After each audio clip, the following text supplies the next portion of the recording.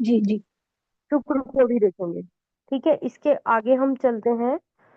जैसे आपने बताया नवम और दशम। ठीक है, जो नवम है पिता का स्थान कहा गया है, पाराशरी में इसका वर्णन है, और दक्षिण भारतीय तो बहुत आयत में ये मानते हैं कि नवम स्थान है वो पिता का है। तो पिता का होने के कारण वहां कारकत्व सूर्य को भी दिया गया।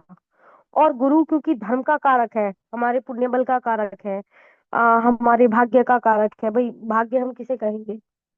उसी को तो कहेंगे जो हम पूर्व में संचित करके आए हैं, अच्छे कर्म। ठीक है, तो वहां गुरु को और सूर्य को दोनों को कारकत्व प्रदान है नवम भाव में।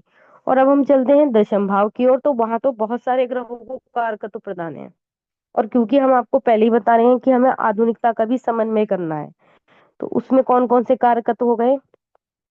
सूर्य को, क्योंकि नवा स्थान, ओ सॉरी दशम स्थान भी सूर्य का है, क्योंकि जब चौथा स्थान माता का है तो सातवां घर ठीक पिता का भी है। तो हमने वहां सूर्य को भी कारकत्व दिया, क्योंकि हम पिता को वहां से वो कर रहे हैं। दूसरा, गुरु को भी दिया गया है, क्योंकि गुरु के बिना तो आजकल कुछ हो ही नहीं सकता। ठीक है, और गुरु के साथ शनि नौकरी का कारक है।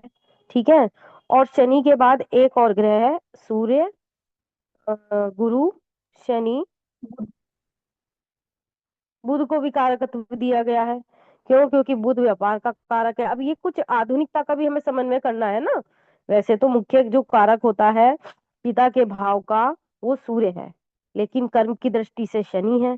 ठीक है, अब कुछ लोग आजकल व्यापार करते ले कारकत्व में, और उसके साथ गुरु को तो लिया ही जाता है। ठीक है, तो इस प्रकार चार ग्रहों के कारकत्व को लेते हुए हम यहाँ पर देखेंगे। उसके बाद लाभ भाव का कारक कौन है? वो भी गुरु है, गुरु के बिना हमें लाभ की प्राप्ति नहीं हो सकती। ठीक है, तो गुरु के पास तो बहुत सारे कारकत्व है। अच्छा, कुछ लोग क्या कहते हैं जी, मंगल का होना चाहिए यहाँ तो दशम भाव में। मंगल का ये पक्का घर है, मंगल अगर यहाँ बैठ जाता है तो शुभ फल की वृद्धि कर देगा। लेकिन कारकत्व मंगल का नहीं है यहाँ पर। कारकत्व से मतलब है हेड ऑफ द डिपार्टमेंट, इस डिपार्टमेंट को चलाने वाले कौन कौन है। तो इसमें ढुकेगा जरा किसी का कौन है?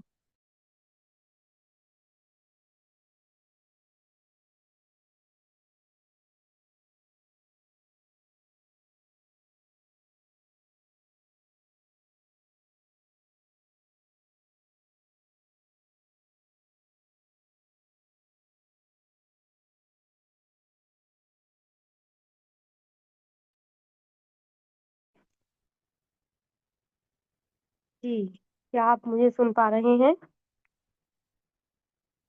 जी